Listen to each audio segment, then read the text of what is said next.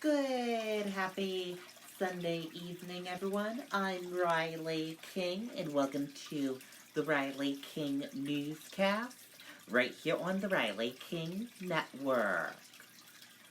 We have a lot of news to get to this Sunday evening, so let's begin.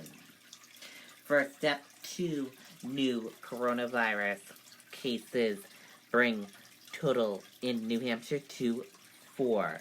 150 people being monitored. 3 of the 4 cases are related. New Hampshire health officials gave an update Sunday on 2 new presumptive positive cases of the coronavirus in the state, saying that an additional 150 people are under public health monitoring for the virus. The 2 new cases, one in Grafton County and one in Rockingham County, are in addition to 2 confirmed cases in Grafton County, bringing the total number of cases in the state to 4. The new Grafton County case was identified in a man who is believed to have contacted the virus through contact he had with a person at a service at the Hope Bible Fellowship Church in West Lebanon on March 1st. The person that the man had contact with later tested positive for COVID-19, becoming the second person in the state to be diagnosed, but was not showing any symptoms at the time of the church service.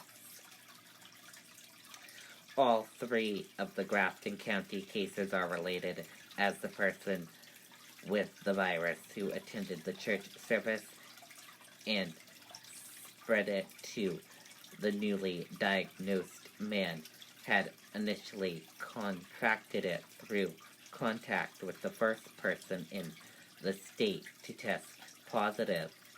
That first person was diagnosed with the virus after returning from a trip to Italy. About 60 people were at the church service. Health officials said all of them have been asked to stay home. The church canceled its service for this week. The presumptive positive case in Rockingham County was identified in a man who recently traveled to Italy. Health officials said that man stayed at home for several days before testing positive, and that there was low risk that he could spread the virus. We are actively conducting investigations on both individuals, but both individuals are currently isolated at home, as are their close household contacts, and they do not currently pose a risk to public health, State epidemiologist Ben Chan said at a press conference on Sunday about the 2 new cases. The Center for Disease Control and Prevention still needs to confirm the new cases. Chan said that the new detections do not indicate wider spread community transmission.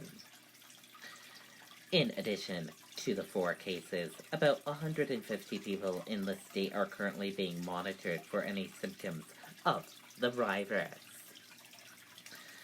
This includes both travelers that were being monitored as well as people who have been identified as close contacts to the presumptive positive cases, said Beth Daly, Chief of the Bureau of Infectious Disease Control at the State Department of Health and Human Services. Chan said the state currently has the capacity to test 150 people for the virus.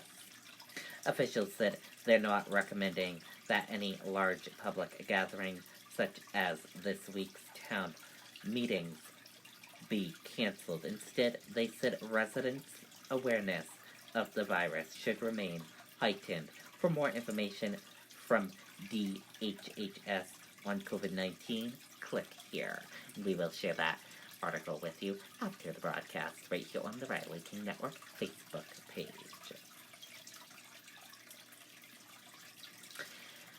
And let's take a look at this graphic here for all of you. COVID-19 in New Hampshire. 4 number of people in New Hampshire have tested positive for COVID-19. 101,593 number of people worldwide have tested positive. 0 number of deaths from COVID-19 in New Hampshire. 20 number of deaths from COVID-19 in the United States, and 3,653 number of deaths of COVID-19 worldwide. And 3 in Grafton and 1 in Rockingham.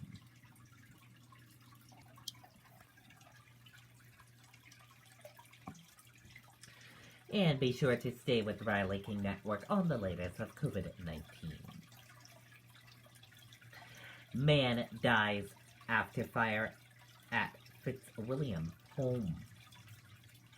Take a look at this photo from the scene.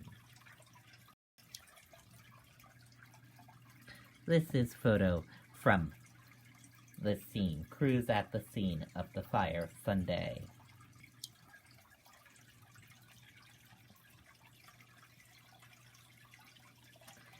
A man was found dead after a fire at a Fitzwilliam home on Sunday morning, officials said.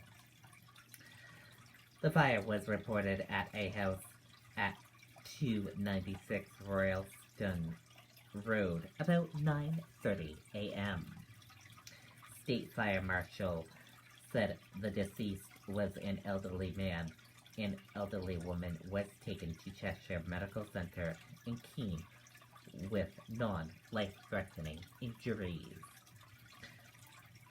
State Fire Marshal said an autopsy will likely be performed on the man on Monday.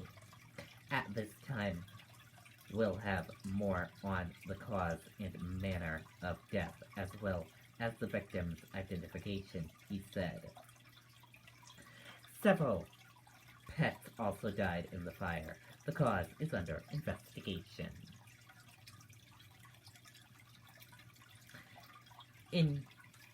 Fighting within the Trump administration aimed coronavirus crisis. Let's take a listen to that video from ABC News.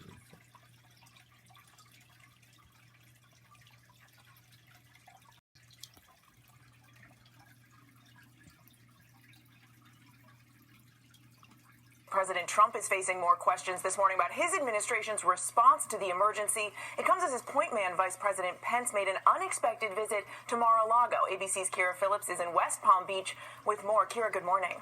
Good morning, Mary. Pence was already here in Florida to meet with cruise line executives, so he stopped by for a quick visit with the president.